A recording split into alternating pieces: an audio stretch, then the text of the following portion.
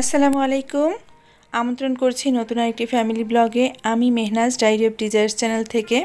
আশা রাখছি আমার প্রিয় আন্টি, আপু এবং ছোট ছোট সোনামণিরা যে যেখান থেকে বসে আমার এই ব্লগগুলি দেখেন সবাই আলহামদুলিল্লাহ ভালো আছেন, আর আমরাও আলহামদুলিল্লাহ বেশ ভালো আছি।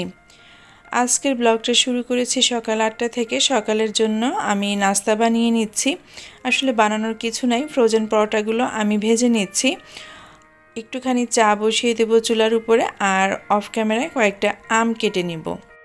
সুভার বাবা ফজরের নামাজ পড়ে অনেক সকালে বাসা থেকে বেরিয়ে গেছে, আর এই সুযোগে আমি হাজব্যান্ডের অনুপস্থিতিতে কাদেরকে বাসায় নিয়ে এসেছি সেটাও আপনাদের মাঝে শেয়ার করব। আর যাদেরকে নিয়ে এসেছি তাদের জন্যই সকাল সকাল এই নাস্তার আয়োজনগুলো করছি। আমগুলো এই যে আমি টেবিলে নিয়ে যাচ্ছি। এখন আপনাদের মাঝে বলে দেই যে হাজব্যান্ডের অনুপস্থিতিতে আসলে আমার দুজন বান্ধবী প্লাস ভাবি আমার বাসায় এসেছে। স্কুলেই গিয়েছিলাম আমরা সবাই, তো হঠাৎ করে ওখানে একটু প্রবলেম হয়ে যাওয়াতে আর আপনাদের ভাইয়া যেহেতু বাসায় নাই, তাই বললাম চলো আমার বাসায় গিয়েই নাস্তাটা করি। এ কারণেই আমার তো গত রাতে বাসায় গেস্ট ছিল, কিছু রান্নাবান্নাও বেশি ছিল, তাই ফ্রিজ থেকে মাংসের বাটিটা বের করে ওভেনে গরম দিয়ে নিয়েছি, সাথে সবজিটাও গরম করলাম, পরোটাগুলো ভেজে নিলাম, চা তো বসিয়ে দিয়েছি দেখলেন, আর আমগুলো ছিলে কেটে নিয়েছি। তো এগুলো দিয়েই আমার বান্ধবী ভাবিদেরকে আমি সকালবেলা আপ্যায়ন করার চেষ্টা করছি, আর তারাই ছিল হাজব্যান্ডের অনুপস্থিতিতে আমার বাসার গেস্ট। তো এই হচ্ছে কথা। আর যারা ব্লগটা দেখা শুরু করেছেন, আপনাদের কাছে কোথাও কোনো অংশ ভালো লেগে গেলে প্লিজ একটা লাইক দিবেন। আপনাদের এক একটা লাইক আমার এই ব্লগগুলিকে আর অনেকের মাঝে পৌঁছে দিবে। তো বিসমিল্লাহ বলে খাওয়া শুরু করেছি। একটা কথা বলতে চাই যে আমরা আমাদের প্রাত্যহিক জীবনে যত বেশি ইস্তেগফার পড়ব বা যত বেশি আস্তাগফিরুল্লাহ পড়ব, তত কিন্তু আমাদের জীবন জীবিকায়, রিজিকে, রুজিতে সব কিছুতে কিন্তু আল্লাহ তাআলা বরকত বাড়িয়ে দিবেন। আমি শুধু বলার জন্য বলছি না, আসলে আমি আমার একটা গোপন কথা বলছি। আসলে গোপন কথা বললে অনেক সময় থাকে না, তারপরেও আমি যেহেতু আপনাদেরকে ভালোবাসি বা অনেকেই হয়তো বা আমাকে পছন্দ করেন, তারা এই কাজটা করতে পারেন। আমি যখন রান্না বান্না করি বা সংসারে যখন কোনো কাজ একা একা করি, আমার মুখে কিন্তু আস্তাগফিরুল্লাহ আমি পড়তেই থাকি। তো আমি চাই আমাকে যারা ভালোবেসে দেখে তারাও যেন এই আমলটা করতে পারে বা করেন, আমি সেটা চাই। এই কারণে আপনাদের সাথে শেয়ার করলাম। যাই হোক, এত পাকনা কথা না বলি। তো আমার কয়েকজন আপুদের কমেন্ট আমি পড়তে চাই এই নাস্তার টেবিলে নাস্তা খেতে খেতে। সালমান সাইফ আইডি থেকে আপু লিখেছ, আপু আমার সাথে আমার 2 ছেলে ভিডিও দেখছে, প্লিজ আমার 2 ছেলের নাম নিলে খুশি হবে। ছেলেদের নাম সালমান সাইফ এবং সাদমান সাফি। সালমান সাইফ এবং সাদমান সাফি, বাবারা তোমরা কেমন আছো? আশা করছি খুব বেশি ভালো আছো। আন্টি তোমাদেরকে অনেক অনেক বেশি ভালোবাসি, না দেখেও। তোমাদের জন্য আন্টির পক্ষ থেকে অনেক বেশি দোয়া, ভালোবাসার সব কিছু রইল। তোমরা অনেক ভালো মানুষ হও, অনেক বড় হও, তোমাদের জীবন সফলতায় ভরে উঠুক, তাই না? সকালবেলা নাস্তা তো শেষ করেছি, চা বসিয়ে দিয়ে এসেছিলাম। চাটা এখন কাপে ঢেলে নিচ্ছি, আমরা 3 বান্ধবী মিলে খাবো। তো বেশ খানিকটা সময় আমার বাসায় কাটিয়েছিলাম, তা প্রায় 9:45 পর্যন্ত, কারণ 10টার দিকে আবার ওয়াসিফের ছুটি হবে, আর সাথে আমার ফ্রেন্ডের বাচ্চাটারও ছুটি হবে। এ কারণে আমরা 9:45টার দিকে বাসায় থেকে বেরিয়ে গিয়েছিলাম। তার ভেতরে আমি বাসায় নাস্তা করে বিছনা গুছিয়ে যতটুকু কাজ পেরেছি আমি গুছিয়ে রেখে স্কুলে গিয়েছিলাম। তো আমার এই ফ্রেন্ড কঙ্কন, ও হচ্ছে যে পরোটা খাওয়ার পর একটুখানি পরোটা রেখে দেয় চা দিয়ে খাওয়ার জন্য, এটা ওর একটা হ্যাবিট, ও সেটাই করছে, আর আমি আপনাদের মাঝে সেগুলো দেখালাম। আজ ছিল মঙ্গলবার, একটা ব্লগ আপনাদের মাঝে শেয়ার করেছিলাম, তাই সংসারের অনেক কাজই জমে গেছে। সকালবেলা যখন বান্ধবীরা বাসায় এসেছিল তখন কিছু কাজ তো গুছিয়ে রেখেছিলাম, আর সিঙ্কে 2 বেলার থালাবাটি জমে গিয়েছে, তো এগুলো আমাকে ধুতে হবে। বিকালবেলা তো বাচ্চাদের আরবি মিস চলে এসেছে, মিস বাচ্চাদেরকে পড়াচ্ছেন, আর আমি এখন মিসকে নাস্তা দিব চা বিস্কিট দিয়ে। সাথে আমিও একটু চা আর বিস্কিট খেয়ে নিব। অল্প পরিমাণে চা পাতিলে থেকে যাচ্ছে, তাই চিন্তা করলাম যে এটা ফেলে না দিয়ে আমি খেয়ে নিই, তাহলে যদি আরেকটু এনার্জি পাই চাটা খেয়ে তারপরে আমি সংসারের কাজে লেগে পড়ব। সুভার বাবা সকালবেলা বাড়িতে গিয়েছে, কিন্তু রাতের বেলায় সে ব্যাক করবে, কারণ একটা ইমার্জেন্সি কাজেই গিয়েছে। কাজটা সেরেই সে চলে আসবে। তো আমার কিন্তু মনেই হচ্ছে না যে হাজব্যান্ড বাসায় নাই বা কোনো কিছু না। অন্যান্য দিন সে যেরকম অফিসে থাকে বা সে তার ওয়ার্কিং প্লেসে থাকে, আজও ঠিক তেমনটাই মনে হচ্ছে। আমার রুটিনেও কোনো ভিন্নতা নাই, কারণ আমার ফ্রিজে সব রকমের খাবারই রয়েছে, শুধুমাত্র আমি রাতের বেলা একটুখানি ভাত বসিয়ে দিব, এটাই হচ্ছে আমার কাজ। আর এখন তো সংসারের অন্যান্য যে কাজগুলো আছে সেগুলো শুরু করব আমি, যেমন এই সিঙ্কের থালা বাসনগুলো আমি ধুয়ে নিব। তো এই পর্যায়ে আমি আরও একজন আপুর কমেন্ট পড়ে নিতে চাচ্ছি। রত্না লাইফস্টাইল থেকে আপু লিখেছো, মার্শাল্লাহ খুব ভালো লাগছে তোমার ভিডিওটি। তোমার বান্ধবী লিপস্টিক কমে গেছে, এটা শুনে খুব ভালো লাগছে। গরম গরম সিঙ্গারা, রান্না বান্না সব মিলিয়ে দারুণ লাগলো বোন। আমার কমেন্ট পড়লে খুশি হব বোন।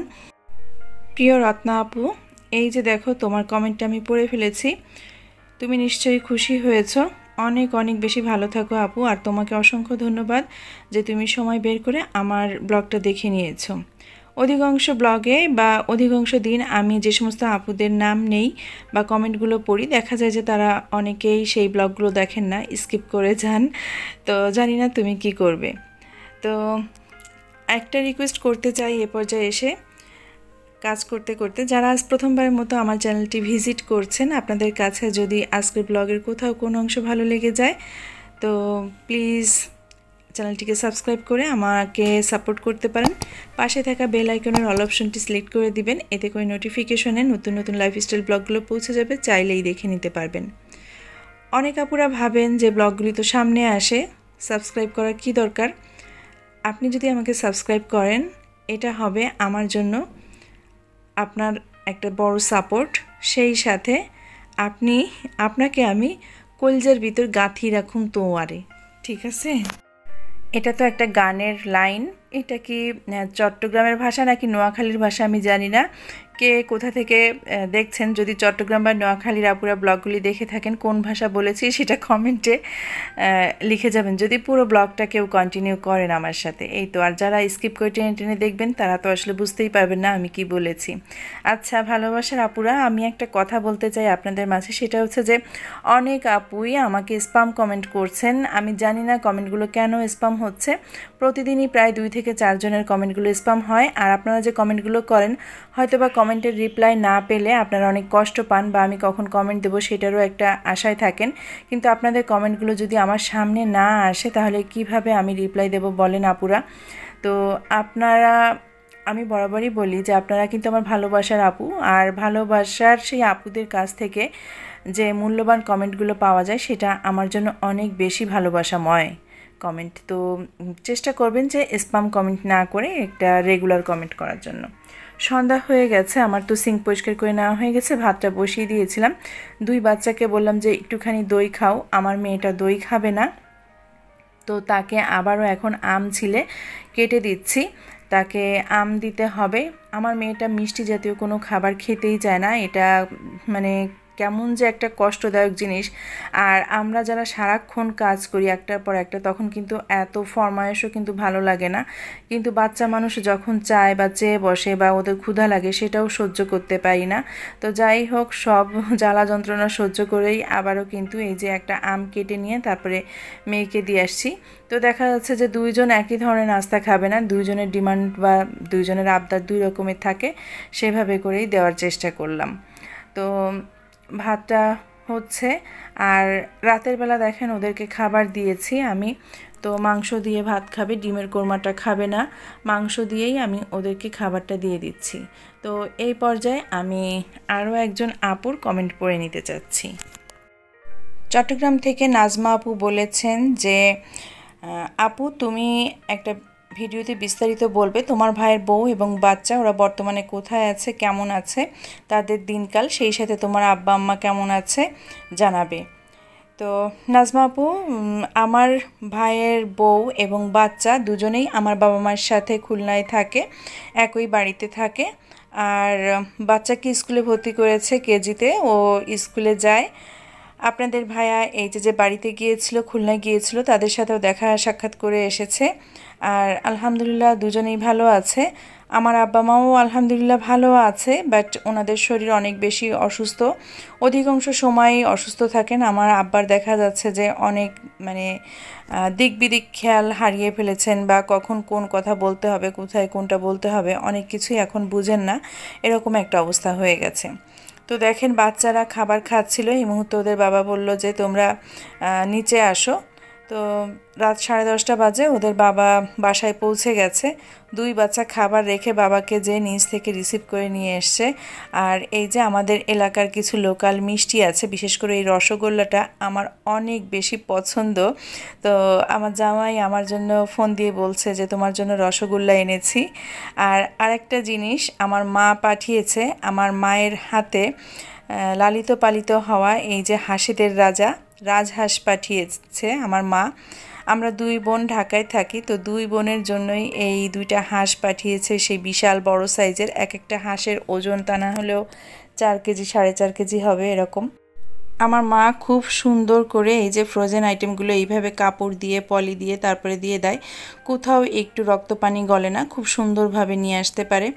রাহাত চলে যাবার পরে, আমার ছোট ভাইটা মারা যাবার পরে আমার মা এই হাঁস মুরগি নিয়েই ব্যস্ত থাকে। অনেক হাঁস মুরগি এগুলো পালে, একদম টাটকা টাটকা ডিম মাংস এগুলো খায়, আর প্রায় আমাদের জন্য ঢাকাতে পাঠায় দুই বোনের জন্য, আবার আমরা যখন যাই তখনও নিয়ে আসি। তো রাতের খাবার দাবার শেষ করেছি, আর এই যে এখন রসগোল্লাগুলো বের করছি। আপনাদের ভাইয়া অল্প কিছু পরিমাণেই মিষ্টি এনেছিল, 2 রকমের মিষ্টি এনেছে। তো বললাম না যে আমার মেয়েটা তো মিষ্টি টোটালি পছন্দ করে না, মিষ্টির ভিতরে পছন্দ করে ওয়াসিফ আর হচ্ছে আপনাদের ভাইয়া বেশি পছন্দ করে, আর আমার হচ্ছে এই রসগোল্লাটা খুব বেশি পছন্দের। তো ঢাকা শহরে দেখা যাচ্ছে যে রসগোল্লার দাম কিন্তু অনেক বেশি, কিন্তু লোকাল যে খাবারগুলো বা লোকাল এই যে রসগোল্লা, এটা বেশ সস্তা এবং খেতেও অনেক মজা। তো আপনাদের ভাইয়াকে দিয়ে দিলাম, একটাই খাবে, আমিও একটা খাবো। তো কিছুক্ষণ আগে বাবু যে পিরিচটাতে দই দিয়েছিলাম সেটা খাইনি, সেই পিরিচেই আমি আমার জন্য উঠিয়ে নিয়েছি। আর এখন আপনাদের ভাইয়াকে বলছি যে মিষ্টি তো আরও একটা এনেছো, ওটাও খাও। তো এই মিষ্টি খেতে খেতেই আপনাদের থেকে বিদায় নিচ্ছি।